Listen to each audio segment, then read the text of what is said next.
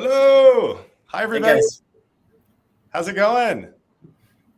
Okay. Please say hello in the chat. We'd love to see where people are dialing in from. All right. There's Corey. There's Selene. Okay, here we go. All right, everybody.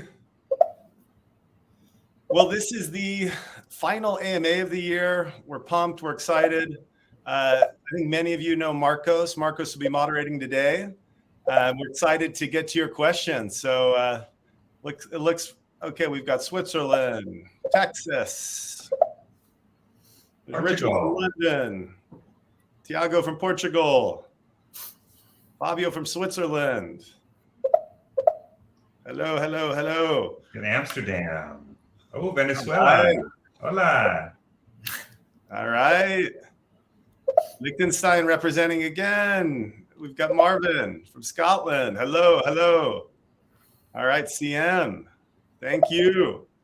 All right, Indonesia, Ohio. Ooh, Matthew. That's impressive. That's a crazy time in the morning.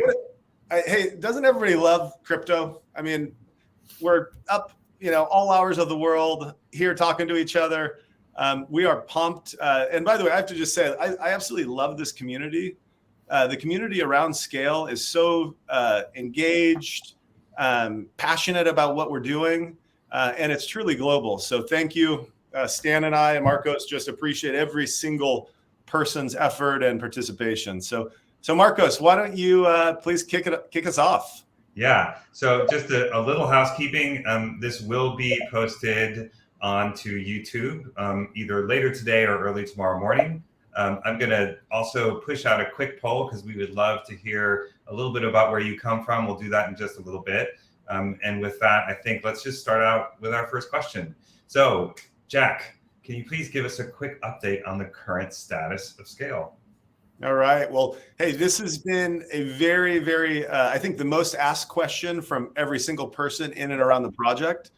I am, it's almost meant to be that today is the day that the network, as I've been calling it, the power boost, is actually going live today. So there's SKALE is decentralized. There's a decentralized process to approve upgrades to the network. There's a decentralized process to upgrade smart contracts on the Ethereum mainnet. And so all of these multi-sig wallets around the world from different entities and different types of participants in the network will be approving the upgrade over the next 24 hours. And then, it's not myself, Stan, Marcos, all the core devs. We literally do not run a single server in the network. There are the world's, in my opinion, the absolute best set of validators in the world are running SKALE. These 47 different validator orgs will be upgrading the network starting tomorrow after these smart contracts are upgraded and the upgrades are approved in a decentralized fashion. So what does that mean? That means the network is ready to pump. We are ready to start driving transactions or start ready to launching TVL. Thankfully, we rolled out in a very strategic fashion. And there are 4 amazing applications live already. And now I believe it's a second set of 16, which I think has quickly grown to 20 since the update I sent last week. We'll start commencing and rolling out live.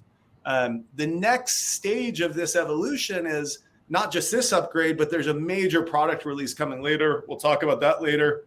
That adds a few new features. And one in particular, Stan, our brilliant Stan Kladko is actually getting his hands dirty and writing some really phenomenal code on one of those really critical pieces. We'll talk about that today too. So hey, I think one of the another piece of this update is why are we here and why are all these things happening now? Well, when you look at the SKALE network, it is not a single blockchain. Most blockchains are just one single database. Okay, so it's a number of nodes and as computers join that database, it doesn't add another database or it doesn't add more capacity. It adds more security by having more of these computers working in a set, but that capacity is finite, okay? Now, what that means is it's actually far more simple to code up that type of environment. What is far more complicated is to build a blockchain network that has a bunch of computers that intelligently and in a decentralized fashion can fragment or shard into all these other pieces. And then as new computers join the network, this network can just keep growing. Okay, so we'll talk a little bit about capacity. What that means is this is an incredibly complex product, an incredibly complex network. It's just a miraculous engineering feat that this was able to come together, and a lot of really intelligent, brilliant people were able to build this and design this, and we're finally at this step. And if you look at these other highly sophisticated multi-chain networks like SKALE is ahead of all of them in terms of product development and launch and just time to delivery. So really happy about where we are. And today is the day that the upgrade goes live. So Stan, do you want to add to that at all? Yeah, I think, for us at SKALE Engineering, as Jack mentioned, there are several things which are really important for engineering. One thing is that SKALE is a multi-chain network, and we don't really just run a single chain. We run many chains, and they just keep on increasing the number of chains we run on the main net. We have the test net, we have the app nets, we have many chains. And having that, we have so many chains, we don't actually have any crashes so far. So we have some crashes in the lab where we can actually crash a software, but we never had a real life crash. And one of the reasons for this is that because it's mathematics. So it's actually mathematically provable that SKALE network is secure. And just because it's mathematically provable, it's resilient. It can survive many bad things. If it's not mathematically provable, it's not solid. If something bad happens in the network, it actually goes down or becomes really slow. And we've seen this with other networks. With our network, we, at least from the point of mathematics, we know that it's actually stable and it's resilient. That's number one. But number two is still, even though we have the mathematics, we have to fix bugs, and we have to make our network stable. So this release, this hotfix or the update release that we are having now is really important, because all of the crashes or bad things that we were able to do in the lab, we're actually fixing them and making sure that our network is stable. And for us, it's really important because SKALE does not actually control any of the SKALE nodes. There are some other networks which just basically control what they run. They just run their network on their nodes, and which is like 100% centralized, but it's much easier to fix problems, because if you control everything, you can just at any time fix the problem. In our case, we have many chains, and not a single node on SKALE mainnet is controlled by SKALE. The only way for us to make sure the blockchain is stable is mathematics and just keeping on improving our software. And all of our software is open source, not something that other guys can say. We don't hide anything. Every single piece of code that runs on SKALE network is open source. It's available on GitHub under GPL license. We don't have any hidden guys anywhere controlling our networks. We don't know what's actually going on there. The only thing which we can do is on this decentralized network, we can actually improve our software. The positive thing is that because our network is decentralized and mathematically provable, it actually makes it really resilient against problems and also against the government, or against any other third party. If anyone wants to take control of SKALE networks, is decentralized. All of our validators are independent, run totally different things. So we've been always trying to push for this, even though it actually makes it mathematically harder. And also from the point of computer science, it's just more complex, and we just need to work more. But having all of that, I think now we reached the stage where our network is the only one which is fully decentralized. It has many chains. These chains interact. We can create a new chain in the decentralized fashion at any time. We don't control any of this. The network controls it. So we've been always pushing for this totally 100% decentralization. That's really the most important thing for us, to be fully decentralized. That's what we stand for, right? And at this point, we're actually doing pretty well. Our blockchains are running. They don't control them. They don't crash. We have this fix that fixes lots of bugs and makes them much more stable. So as Jack said, because it's becoming much more stable and crash prone, we can actually have many more chains. Actually, we already have the most chains anyone has. All other people have a single chain. We have many chains. But our vision is to keep on increasing the number of chains really fast. And we are doing this. And also, our business people and Jack and his team, they're working hard on increasing the number of chains. On our side, we just need to make sure that these chains run stably. So number one priority for us is just improving the software. Number two, after we have this fix, we already have it almost. We're gonna work on release 2, and I'm gonna talk a little bit more about release 2 in the future during this call. Cool. Awesome.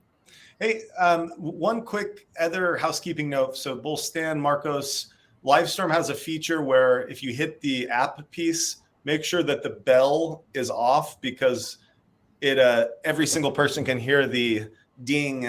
It's kind of a buggy feature. So Stan, Marcus, click apps and then make sure that the notifications are off so that we don't all hear the beeps. Okay, cool. So next question, right before that, I'm going to publish a poll that just really is asking all the folks out there what their relationship to Scale is. So you should see that poll being published, and please take it. And on to the next question. And this is kind of a question for both of you. What's the vision for Scale over the next year or two? And I think it gets split out into both business side and tech side. So I don't know who wants to take it first. You know, I'll kind of give a kind of macro business perspective and tech, and then Stan will obviously have probably cover both sides as well. But we are at a point where we're going to, no pun intended, scale. Okay. So this next year is all about 10xing the amount of people that are involved in the project, working on the project, participating, running applications, staking, reviewing bugs, participating in every way, shape, or form. So this is the time we grow. We grow in terms of bringing on new applications, growing TVL, growing transactions. It's also a time to innovate. There's some questions about marketing, and I think you're going to see some really exciting marketing innovation kick off in the next month. There's a really amazing foundation of marketing that's more rooted in traditional marketing. What we're going to do is take that traditional foundation and start doing some very creative things to bring the power and I'd say personality of Scale to the world and start growing that awareness. So it's all about a logarithmic growth in every category. And we're at a place now where we can do it. And I think it's amazing too, the foundation we have as a community. This is one of the most engaged communities in all of crypto. When you look at the people behind Scale, people know how Scale functions. They're smart. They get out there and they spread the word. Now, our community is not as big as some other communities. It's still very large, right? We're talking like 100,000 people on Twitter and maybe 10,000 very engaged people every day. But we're ready to also take that to the next level. And I think every single person here today is a piece of that story. So thank you for that work and effort. All right, Stan, let's hear your thoughts. Yeah. So I think the very strong thing about Scale is, first, guys, I'm sorry I can't switch off this ping because I'm on Linux. I didn't find the button yet. I'll find the button later. You're probably on Mac or Windows, I don't know, but on Linux there's no button like that. But anyway, so I think for me the way I see this is that Scale is in crypto, for whatever reason, I don't know why, but it's not so important for people to innovate. There are only few projects that are innovating in a way, like Steve Jobs was innovating with Apple. Like there's iPhone 1, iPhone 2, iPhone 3. So people keep on trying to understand what's needed and adding the features. So in crypto, I'm not actually aware of many projects that are very innovative from the engineering perspective. And at SKALE, we are really innovative. So there is SKALE version 1. SKALE version 2 is going to be completed engineering-wise sometime in February of the next year. That there will be SKALE 3, SKALE 4. So SKALE is really innovative company, and we have engineering-wise all of the required things that are needed for innovation. We have a very small team of really talented and passionate engineers. We're all friends. Like everyone in the team is actually there for long term. So for me, that's the part of kind of the project that I manage. And I think that actually long-term SKALE has lots of possibilities and potential just because we are innovative. I can't really even name so many projects that are so innovative as SKALE. I think Ethereum itself is innovative, but it's like a kind of slowly innovative just because the community is so huge. So it can't really move so fast. So I think Ethereum out of all communities is the most innovative community by far, but it's a big thing. So it can't really move so fast. And SKALE is innovative, but it's also very like small and agile. And we are trying to innovate really fast. In a way, Apple was innovating and other like great technologies companies. So that's the most important thing for me. I think just looking on our sales team, we have really great sales and community teams and all of the like great people, and in our marketing.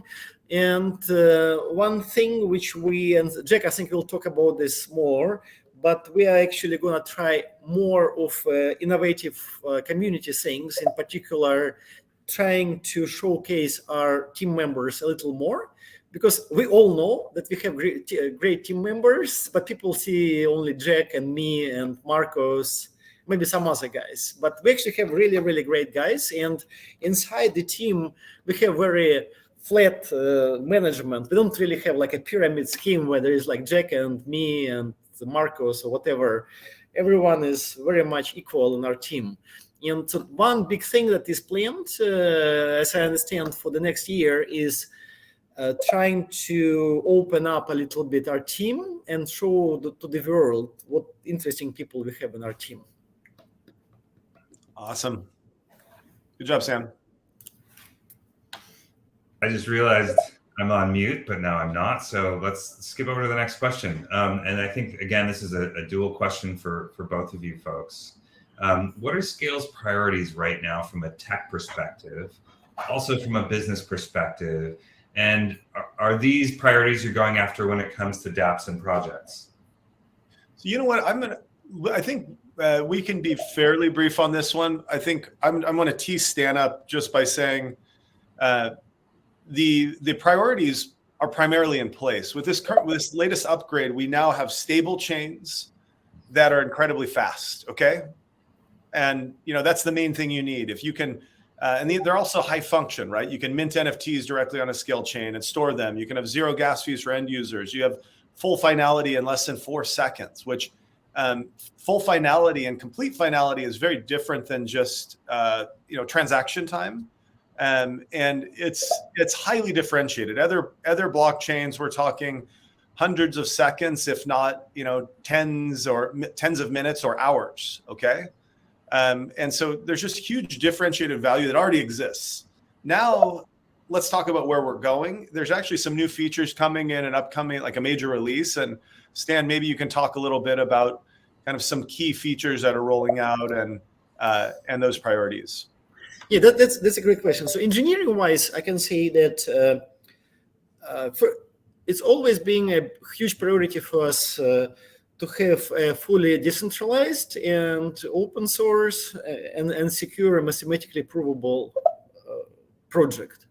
Other people may think it's not important, but we have always been about this, about fully decentralized, fully secure, and fully open source. We don't want to hide anything. And long term, it's a super important thing, because blockchain is at the end of the road, it's financial software, and it's super important for financial software is to be secure and stable. And if you can create financial software really fast and it will run, and it could actually fail, next year. And then let's say there is a catastrophic event when everyone is hacked and people lose money. We always were trying to protect against this. Other people were taking more of a risky approach. Basically, let's put this, and we know that there are many projects that are insecure. We know that there are many projects that are decentralized, not decentralized, they are fully decentralized, right? Just controlled by a set of people.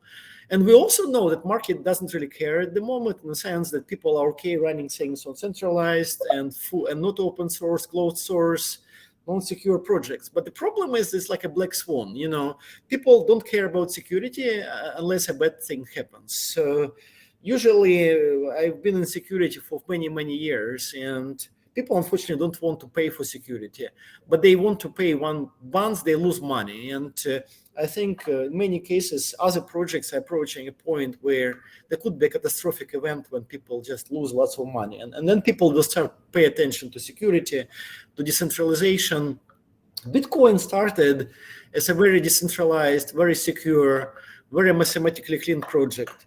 Unfortunately, after Bitcoin, people were like pushing the boundary a little bit, and now we're in a stage, we are a little bit of a hype stage where people don't care about the things. But this can be a great thing short term, but long term, security always mattered, the mathematics always mattered, and financial software can only run on things which are solid. I mean, because the bad thing might happen not today, but it may happen next month. How important for you is it that your money is secure for the next 10 years? Is it okay for you that everything is fine now, but you'll lose money, all of your money, let's say, is 2 years from now? So we have always been taking this very conservative approach that we want to be able to look people in the eyes and say that we did everything we could to make this software work well and this blockchain to work well and to be truly decentralized, not just say to people that it's decentralized. And so that's super important for us.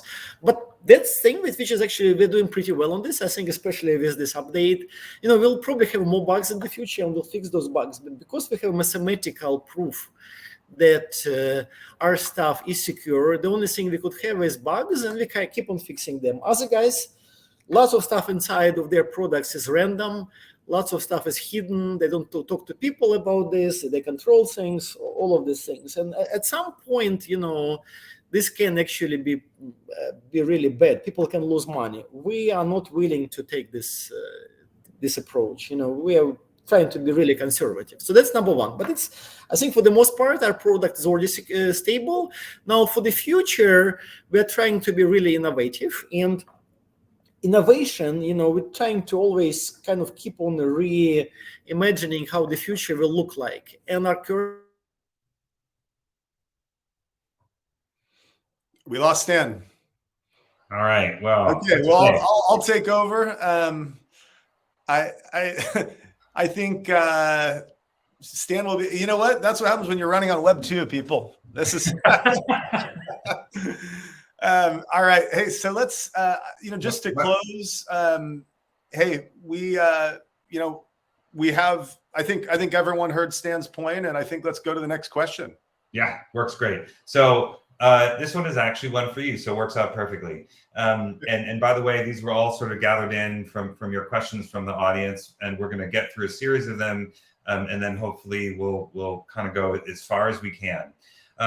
So the question is, I read SKALE is winning 4 out of every 5 opportunities you're competing for. Can you explain why? What are the key features that differentiate you from the competition? And can you list 3 features of your project that make it, something that is really better than your competitors?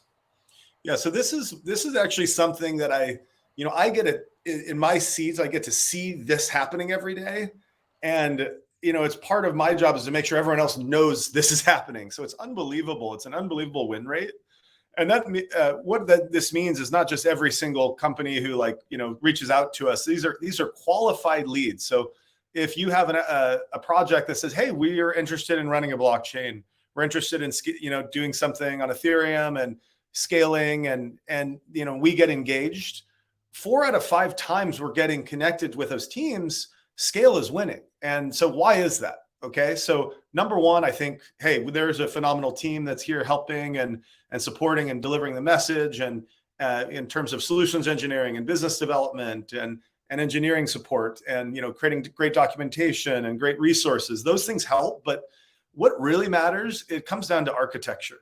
Okay, so we look at SKALE. SKALE has the architecture which can have unlimited capacity. Other blockchains, as more computers join the network, they don't add more capacity. They are still stuck with the same amount of transactions per second. And not only are they stuck, they get slower. Okay. And so because of the dynamics of the way SKALE works, and especially like, let's say we're living in a world where every single brand is launching an NFT and every single application has a blockchain component. We cannot, live on blockchains that only can do at most like thousands of transactions per second. SKALE can do millions and millions per second because the network can keep growing to support that. And not only that, it can grow in a way that economically makes sense. Most blockchains try to keep their transaction price really low. And when they do that, guess what? Execution gets slow. And so imagine you're in a rideshare platform. You're getting an Uber or a Lyft somewhere. And Uber or Lyft says, hey, let's make it like almost free to ride. Well, guess what? There's going to be so many people that want to ride. No one's going to take buses anymore. And guess what? It'll take an hour or 2 hours or 10 hours to get an Uber, because no new cars are going to join because they're not going to get paid, right? Now, so what they start doing is, so then you start seeing these blockchains have really slow execution times. And so you do a transaction, it takes 8 minutes or 40 minutes. It's because they have the price too low, because they have a finite capacity. At SKALE, the price is subsidized by the community or app developer in advance by paying SKALE tokens and locking it in. And then if the network gets overloaded, the price goes up, but it goes up for new chains. And so what it does is it doesn't put the penalty on the end user. It allows the network to keep growing. So the economics enable the technology to keep growing to support the capacity. And so dApp developers that are smart, that are looking for growth, see that, and they recognize they're not going to be in a situation where their end users are going to have to pay exorbitant fees or wait long times. So that's a huge value prop for SKALE. The other piece is just high performance, incredibly fast execution, less than 4 seconds complete finality, NFTs minted for free, stored directly on chain, gasless transactions. Last piece here is we love Ethereum, and SKALE is not just EVM interoperable. SKALE is EVM or Ethereum native. What that means is when you are, as a developer, want to run a chain, you actually have to go to the Ethereum mainnet and pay gas fees to have the SKALE network function to essentially create a chain for you. If you're sending SKALE to somebody, you pay Ethereum gas fees. If you stake SKALE, you have to pay gas fees to Ethereum. If you claim staking rewards, you pay gas fees to Ethereum. SKALE is incentive aligned with Ethereum, and we are passionate about Ethereum. We've had over 100 submissions at ETH hackathons. The first hackathon we did was in 2018, and it was Berlin, August 2018. So SKALE has been a piece of this Ethereum community, and that is a major piece of value, because when we're talking to dApp developers building on Ethereum, they know that we're part of the same family, okay? And they care about that. Some people don't. They just say, hey, give me a high performance blockchain, and that's great too. But we're not a parasitic chain that just sucks value out of Ethereum. Okay, so anyways, really good stuff coming. Excited about a lot of upcoming announcements around these wins that Marcos will be pushing out. And all right, good stuff. Well, let's go to the next question, Marcos. Now that we have Stan back. Stan is back. So Stan, this one is for you. I heard about the SKALE Oracle. What exactly is it? Do you have any timelines for delivering it to developers? And will you deliver it in phases like you did with mainnet? Yeah, so basically, SKALE, I mentioned this already, but SKALE is an innovative company, and we think that the only way for us to survive as a project is keep on innovating. And also we have to make very clear decisions about what we have and we don't have, and what technologies work and what technologies don't work. And for oracles, if you have like an iPhone, some things in iPhone are actually developed by Apple, like Safari browser is developed by Apple. A phone inside iPhone, when you call, it's developed by Apple. Some applications inside iPhone are Apple. Some of them are actually third party, and we're happy about all the third party guys doing oracles. But when we looked at oracles, the way they work, we had fundamental dissatisfaction in the way oracles work, because they're external to the blockchain. And when things crash, Oracle are supposed to help. When the market crashes, the Oracle is supposed to communicate the price to the blockchain, so it actually is supposed to sell the collateral for DeFi. All oracles are actually needed for critical things. But what we've seen in many cases, that the current oracles are too bad. They don't deliver. If something bad happens, they want to communicate this to blockchain. And exactly at the moment when the crash happens, the blockchain is congested and is not able to take information from the oracle. So we came to the conclusion in our engineering that Oracle is not a product, it's a feature. It has to be part of the blockchain. It cannot be created reliably as an external entity. And that's why we decided that we will have Oracle inside SKALE blockchain, which will be the native part of our blockchain. Because it's going to be native, it's going to be much faster. There will be no time lag between the Oracle and the chain just because Oracle is part of the chain. So we understood that we can have a much better Oracle if we do it ourselves. We're happy about other people doing oracles and working with SKALE, but we think our Oracle is going to be the best. And so we're developing an oracle which is just totally integrated inside Ethereum. It's part of Ethereum virtual machine. And anytime Ethereum virtual machine wants to have any information from anywhere in the world, it'll be able to get it. And the oracle is fully dynamic. Literally, you can implement like Google or anything on this oracle, because at any moment in time, any transaction get information from anywhere in the world. So we're doing this oracle now. It's fully integrated in the blockchain. No one ever done an oracle like that. We think that all other oracles are going to be useless. Not useless, but they're just going to be working so much. Our stuff is so much better because it's just logical to have it inside the chain. And so we're doing this oracle, and the oracle will be part of the SKALE release 2. Current plan for the engineering freeze, for end of engineering for the release 2 is January 15. We're working really hard to release the oracle, and it's just incredibly better oracle. It's just pretty much anytime Ethereum virtual machine needs to have information from anywhere in the world, like a website, you name it, anything which exists on the internet, it will be able to get this in a secure way, in a trusted way. And nodes in SKALE network will actually attest to the validity of this information. They will sign it. And it's just an instant oracle, which is part of blockchain. Any transaction, it's totally free.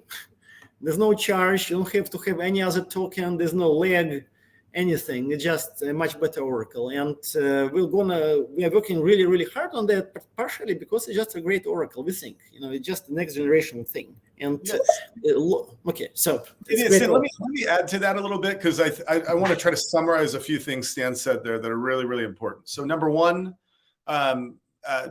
we will work with other oracles, SKALE will, and we love the other companies creating those oracles, and they're going to have certain customers or partners of theirs that, and they'll work within SKALE, and that's great. Now, then I had someone, the next piece is like, well, why is SKALE doing an oracle? I had someone ask me that, like, well, why would you spend time doing an oracle? And it's almost, and I said, well, hey, let's say you had a car and you already have an engine, you already have wheels, you already have tires, you already have seats. And, you already have the vehicle. Well, should I put a steering wheel on it? Like, it's like, yes, like, so basically 97% of the Oracle function is already there because we already have trusted execution environments with SGX. We already have threshold encryption of BLS to do messaging, really lightweight and fast. And so then Stan is able to take the current like pieces of the vehicle that are already there and literally add some extra functionality on top to make a completely integrated Oracle that's natively in the chain. Okay, it just adds a lot of value and opens up more and more use cases as use cases for blockchains grow. But it's not like we needed to start from scratch and go build some crazy project and bring all of these other components in. The pieces are already there for Stan to essentially do his art and to build, and that's why we're doing it. Yeah, I just add one couple of more things. One thing I just to add to what Jack said, the analogy is that let's say you have a car, and imagine that instead of having brakes in your car, you would have some other guys. You would call the guy, and anytime you need to brake, you would call the guy and would say, "Please brake." And the guy would have a token, and you would pay to this guy in whatever token the guy has.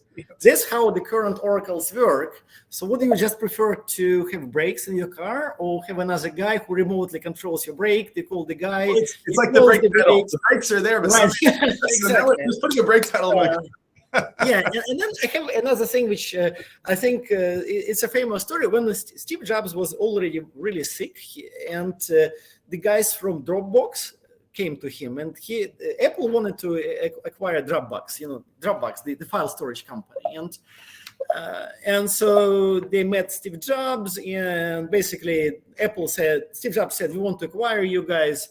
And so basically, I don't remember the numbers, but basically Steve Jobs said something like this. He said, we offer you guys $3 billion. And the Dropbox guys said, no, like $4 billion. And Steve Jobs said, no, we're not going to pay you $4 billion.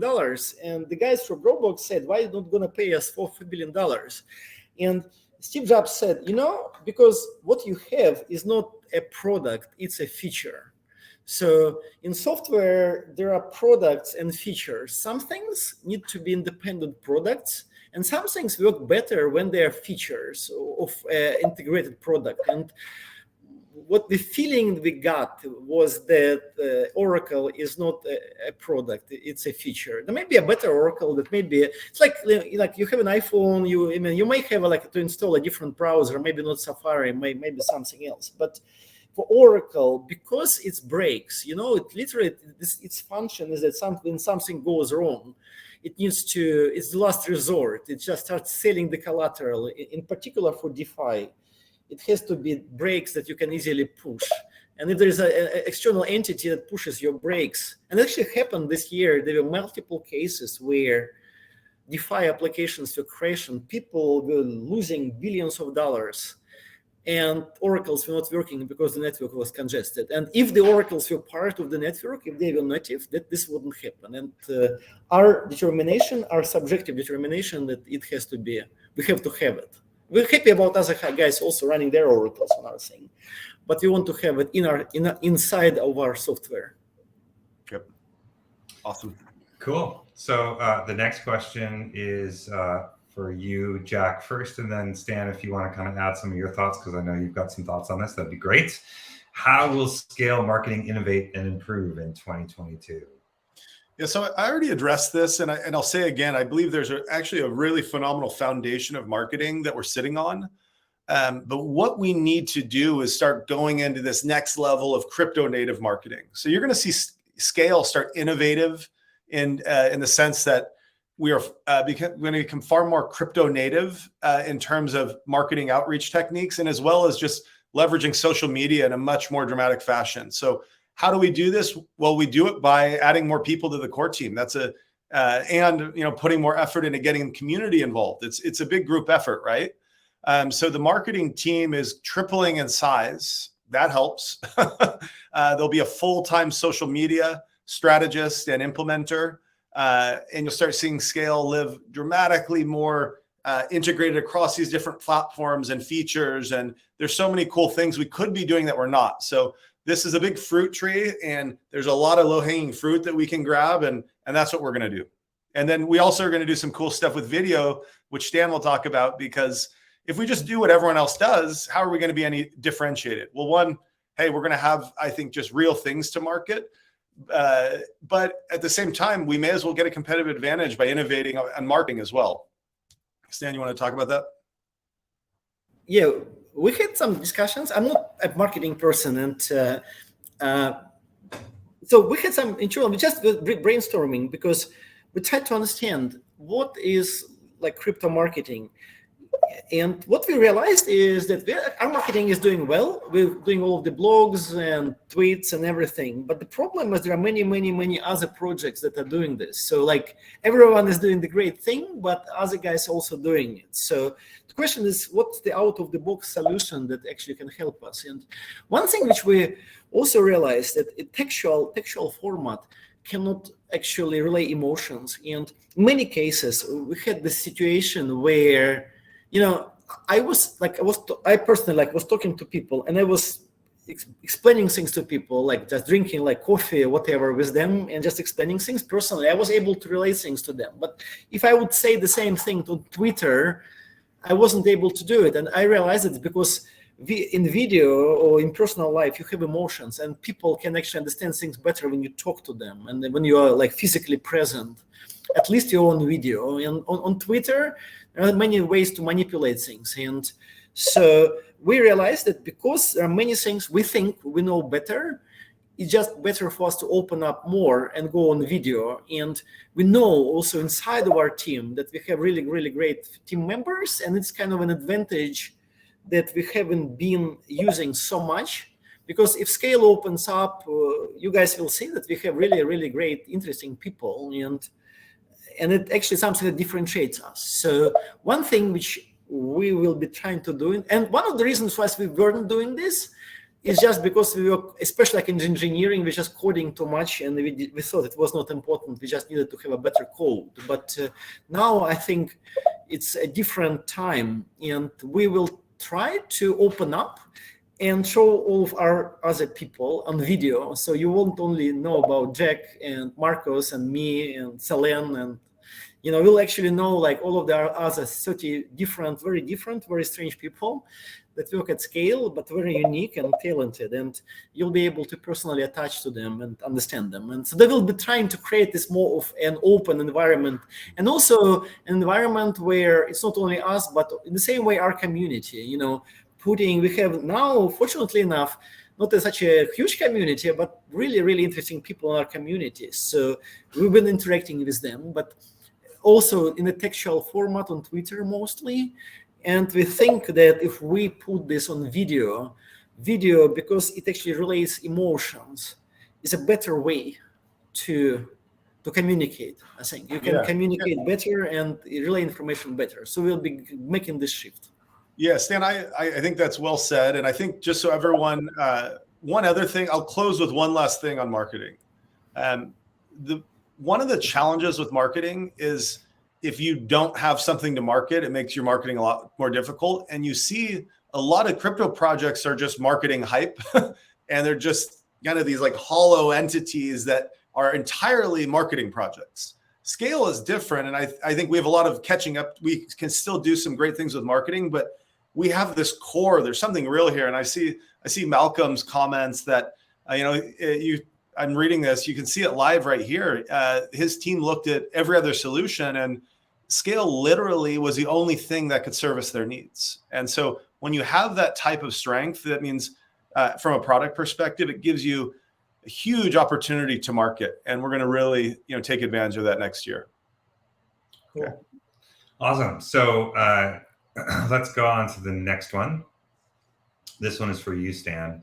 I've heard that SKALE is decentralized, but what does that really mean? And what does that mean for rolling out new releases? Is this why it takes longer? That's a great question. And decentralized means that from the mathematical perspective, right? And then Bitcoin started like this. I think if you read the paper from Satoshi Nakamoto, whoever this person is or whoever this organization is, it was really like purely decentralized in the sense they understood, or him or her understood, that this system that runs and has so much in it, it has now trillions of dollars, right? It has to be resilient. Basically, it needs to withstand attacks, because if we produce a financial system for the world, and not only financial system now, but we are now talking about metaverse and Web3 and things. We want this system to be resilient for several reasons. One of the reasons, there are hackers, people who want to steal money. Another reason is governments. Unfortunately, governments, I think Bitcoin survived because it was so hard to control. And now we have the funny situation where governments, probably they would want to actually kill it, but they have no ability. And they will have to start accepting this because they are not smart enough to be able to destroy it. So I think the government attacks on crypto are actually going to subside, because they have to they're like for things like denial, anger, depression and acceptance. Governments are probably now in depression phase and maybe acceptance, because they just can't kill the thing. But the fact they cannot do this comes from decentralization, that they cannot attack it in any single country, any single government, and not only government, they're hackers and bad guys, right? So decentralization is super important long term. It's not important short term. I can put now a project on internet which will have 1 zillion transactions per second. This project will have 1 zillion. The token will be like 1 zillion market cap, right? I will sell the token, go to some warm islands, make a plastic surgery and forget. So short-term security doesn't matter, stability doesn't matter. Decentralization only matters when actually it matters long-term. So if you want your project to exist for 100 years and the government and the bad guys not be able to affect this, then you care about decentralization. If you just want to make money, you can say whatever you want, and it's super simple to have a not decentralized project. You just put a single computer on internet and call it blockchain, right?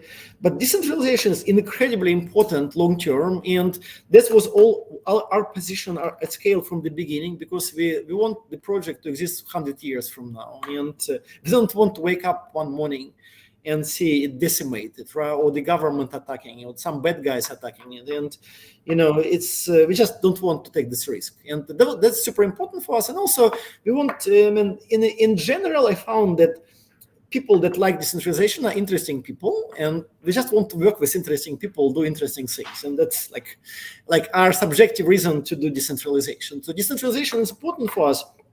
You can do it in some way using mathematics, and we were trying to, in every piece of our protocol, what we do, use mathematics to prove one single thing, that if we have some number of guys in our network, a small number of these guys cannot get together and kill our network, or a small number of our guys can't be attacked by the government and kill our network. It's clear that if all of our guys attacked by the government, the network will die. But fortunately enough, the computers are in different countries, whatever, belong to different people, and the governments so far are not able to do it, right?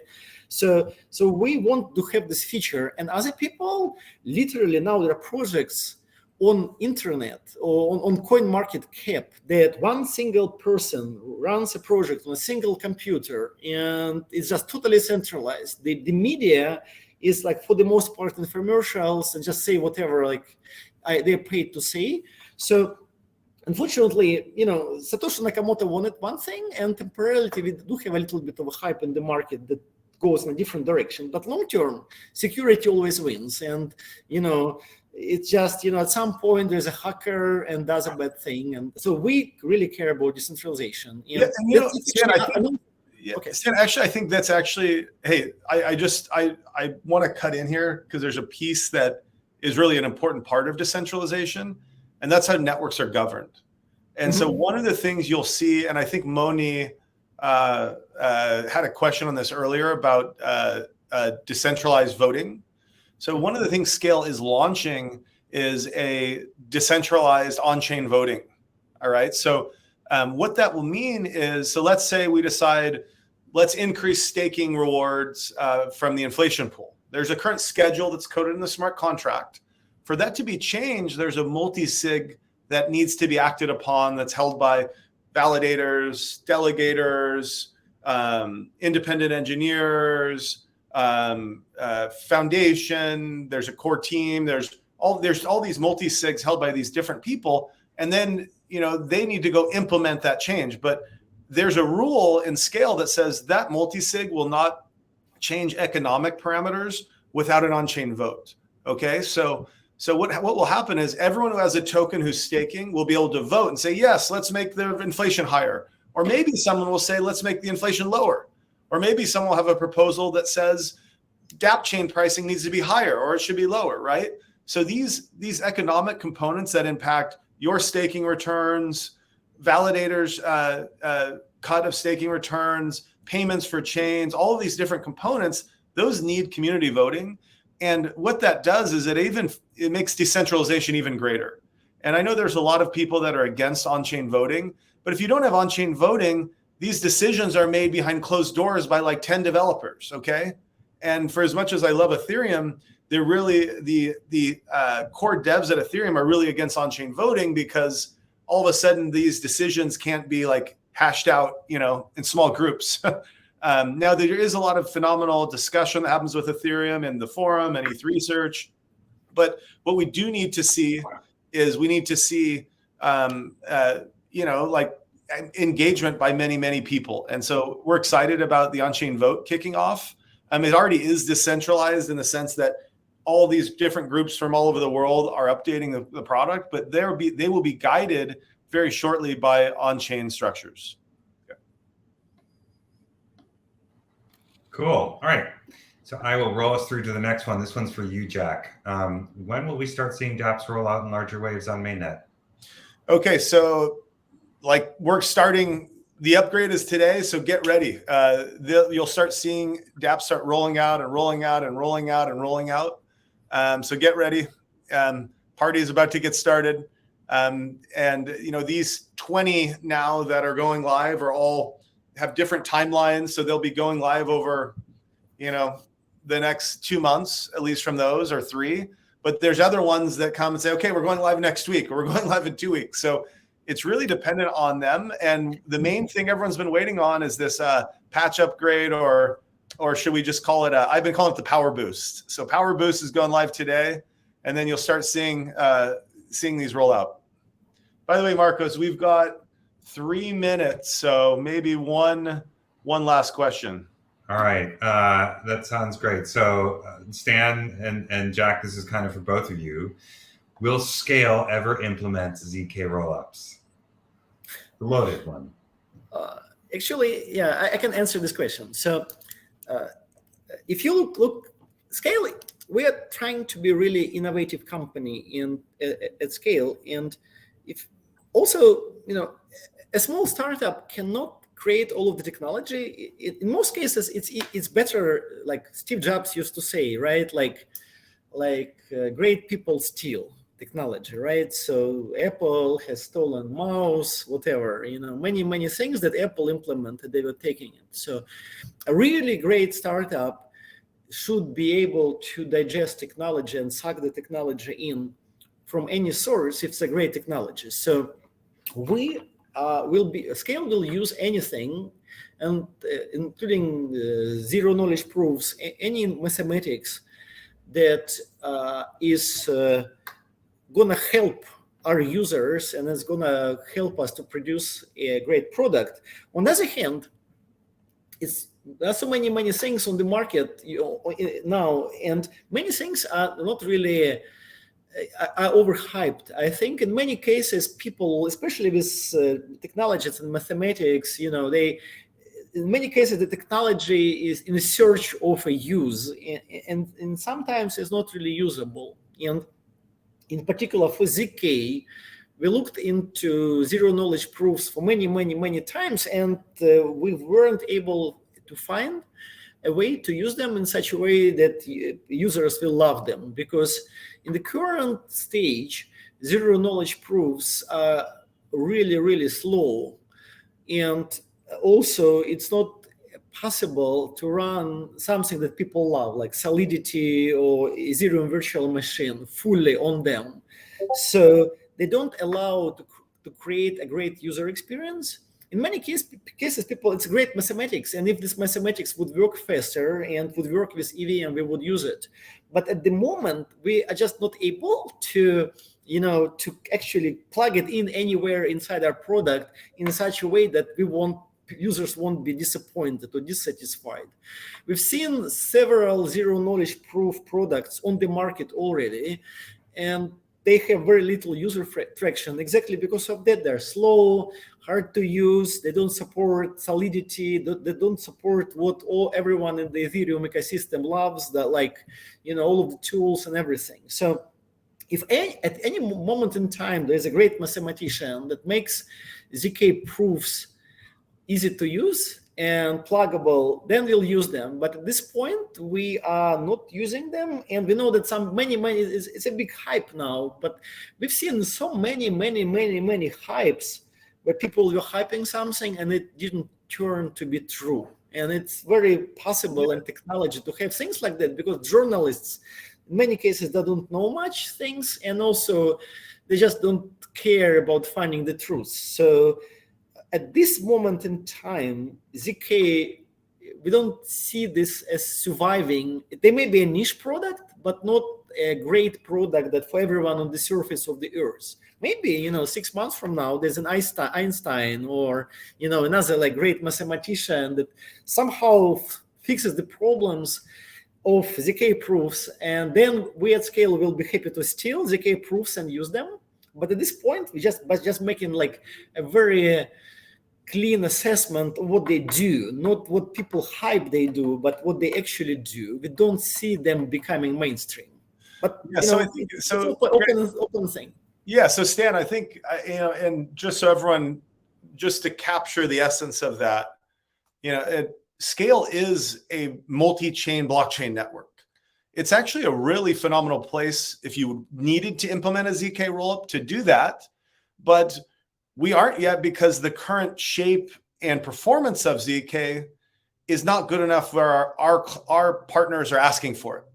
When it gets there, guess what? We have we talked about the car before. Hey, we're going to add a new feature to the vehicle. We already have the vehicle, but that feature isn't, we don't feel like it's ready yet.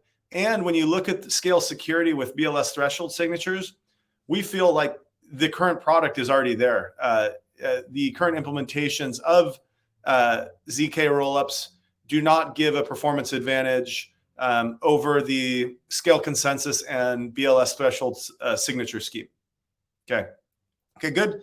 Really good questions there. By the way, I saw someone saying Stan named Scale. Yeah, maybe I should close in that funny story. This is where Stan and I work really well together. I was like, I kept listening to these podcasts, and everyone was talking about Scale. This is in the very beginning of 2018. And I told Stan, I was like, hey, we should name this Scale Zen. And Stan's like, no, that's stupid. Let's just name it Scale. Scale Zen is too long. I was like, great idea, Stan. Remember that conversation? And here we have Scale and a phenomenal group of people. That was 4 years ago. We had that conversation, and really awesome to see the growth. Awesome to see so many people here, part of this community, and it's just every time we do one of these, Stan, it's fun, isn't it? Yeah, I think next time we have to make it longer. I think 1 hour is so many questions. So yeah, longer. Cool. And more All right, so I just to take it out, don't forget, you guys, join our Twitter. Please also join not just our Telegram group. There is an official Scale Telegram group. Make sure you go to the real one. Also join our Telegram announcement channel. You can't talk on the announcement channel. That's how you know it's the right one. But you will see our announcements going out on a regular basis. And thanks very much, Jack and Stan. Bye, guys. Thank you. Hey, and thank you very much for actually joining the world here. I'm honored, and thank you. Okay, so happy holidays, and we'll all talk soon. Bye, guys. Bye.